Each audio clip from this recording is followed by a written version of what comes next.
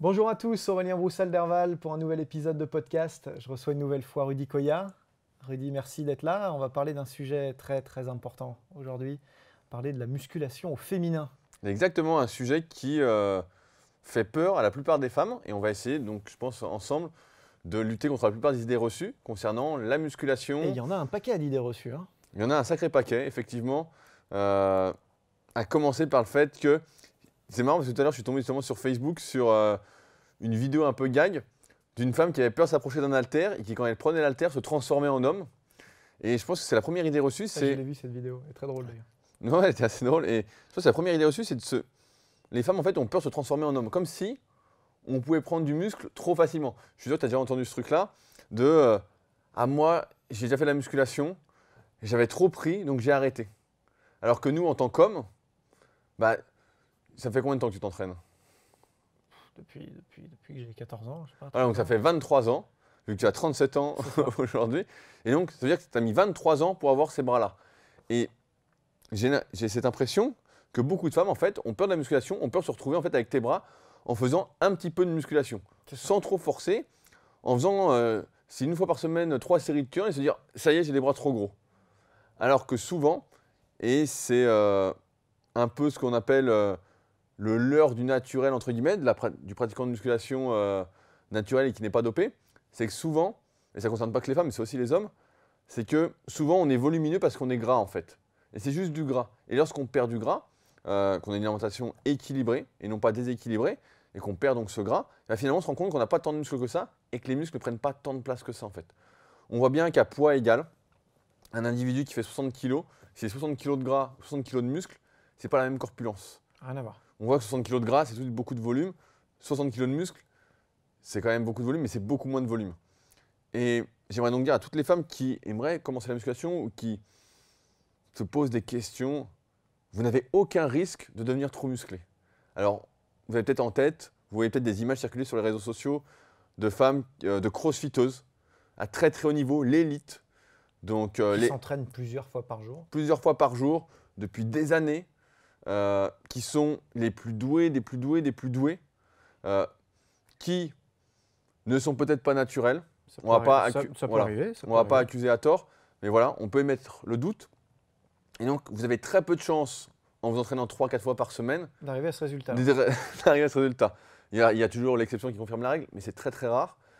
Et un homme qui s'entraînerait même à fond a très peu de chances d'arriver parfois à ce physique même de crossfiteuse.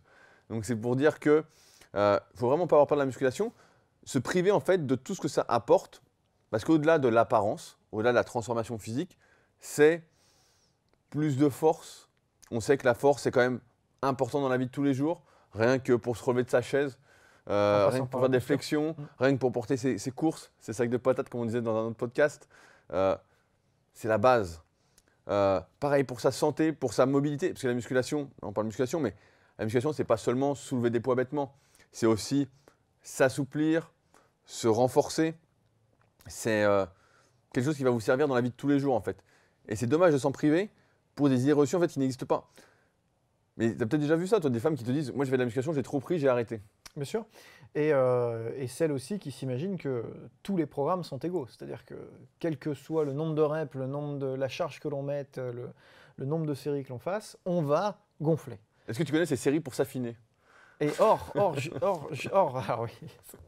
Alors, à défaut de séries pour s'affiner, on a quand même, ce qui est certain, un travail qui va raffermir, qui va effectivement activer le métabolisme. Et plutôt que de stocker de la graisse dans son canapé devant sa télé, vont permettre justement d'avoir un physique certes plus musclé, mais aussi plus fin. Et puis plus on travaille en nerveux, et même si l'hypertrophie fait toujours partie du jeu, un minimum évidemment, et moins on a d'impact.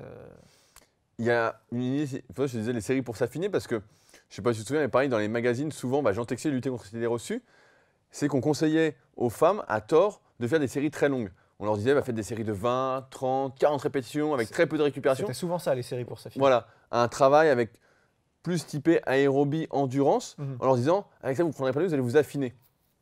Et on se rend bien compte que, finalement, ce travail de type aérobie, si on analyse le physique, j'exagère encore un petit peu, des coureuses à pied de longue distance, bah, n'est pas un physique musclé, et un physique complètement décharné, euh, sans, sans aucun muscle ou presque visible, et très très sec. Et finalement, si on veut vraiment se transformer physiquement, et ben en fait, il n'y a pas tant de différence que ça avec l'entraînement pour les hommes.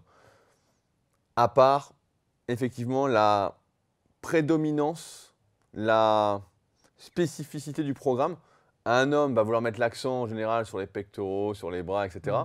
Même s'il devrait mettre plus sur le dos de base ou sur les cuisses. Et les femmes, comme elles stockent plus globalement dans le bas du corps, vont dire on veut faire plus le bas du corps. Après, il faut savoir que malheureusement, la perte de graisse locale fait quand même sacrément débat. Et que, par contre, on sait que la graisse se stocke dans les endroits majoritairement où la circulation sanguine se fait mal.